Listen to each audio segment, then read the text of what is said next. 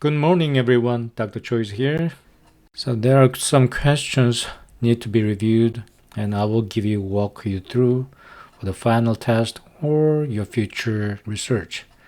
And let's see. So question number 31. I wanted to give you some insight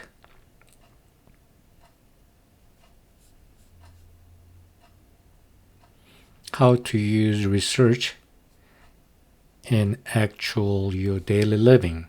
This is some skill you can use in your day. So let's suppose you read this article in a newspaper and you want to dig into this topic a little bit more. Then first thing you need to do is finding the actual article, because press articles are sometimes very misleading. So let's try to find actual article from this press paper. So usually when you read this kind of article, you can find some useful information like New England Journal of Medicine. This is the journal which published this article. And usually you can find the author of this article. Most of the case, first author or corresponding author. Let's see where. Oh, here you go. Co-author. Maybe Aaron Kelly was not the first author, but we have a name here. So A. Kelly. And what else?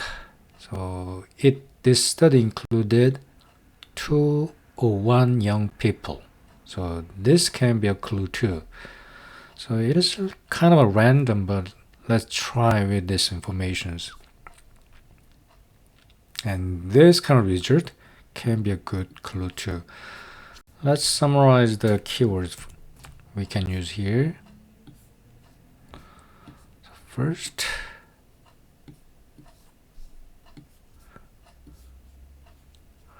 New England Journal of Medicine, and 201 subject,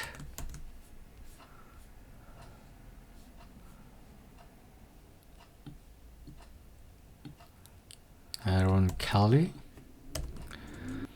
It was about obesity.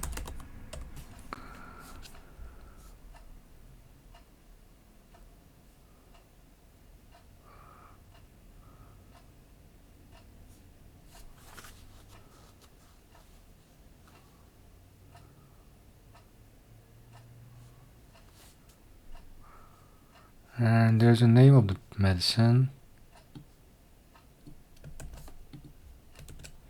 Okay, these are the keywords we will use.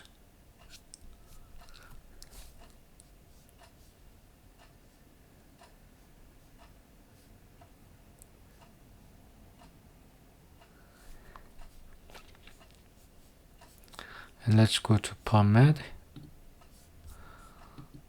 So let's put everything there.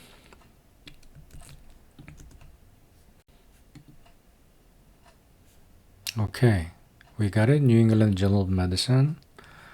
And the author name, Aaron Kelly.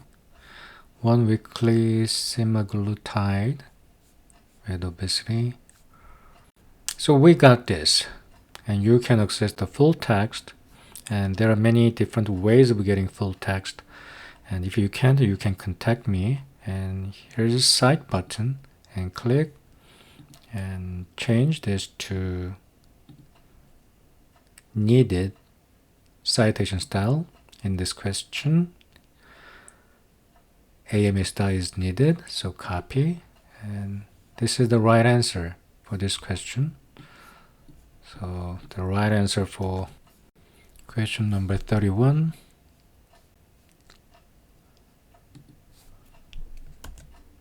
is this. Most of you got the right answer. Let's see other questions. Go to the following article and write down the second assigned mesh term. And this is the one way of finding mesh term when you cannot get the proper mesh term from mesh browser. first find the related article and check which mesh terms are assigned here. So adult age. So the question asked you second assigned mesh term. So in this case, aged is the right answer.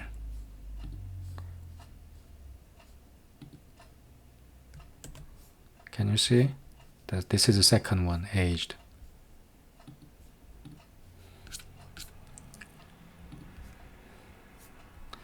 And let's see how many of you got the right answer for this question. Yes, aged. So this is the question about automatic mapping. So what PubMed actually find when you search the query, when you type acupuncture mesh. And this is something you need to practice a lot with PubMed. So let me show you here PubMed. And when you search this keyword, you expect PubMed search exactly this keyword, but actually PubMed search different query based on its algorithm, and its algorithm changes without any notice. So if you want to check what actually PubMed searched, you need to click this button here, advanced button, and click search advanced and click this, and this is actually PubMed processed. So with the quote acupuncture and with the quote acupuncture therapy, this is something PubMed actually processed. So even though you typed acupuncture mesh, PubMed is showing the result with this query. This is what you type, but this is actually PubMed searched. So exactly same result. So right answer for that question is, let's see. Yes, this is the right answer. And in this case, this student had a filter. So when you solve these questions, you need to first get rid of all the filters.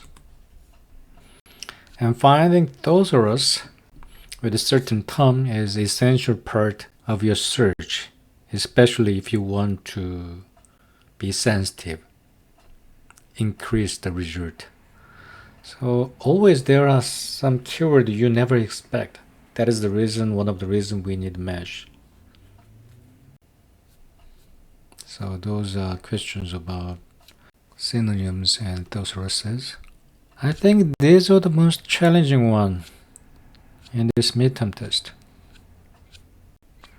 I hope you enjoy the test, or at least do not hate me. See you later.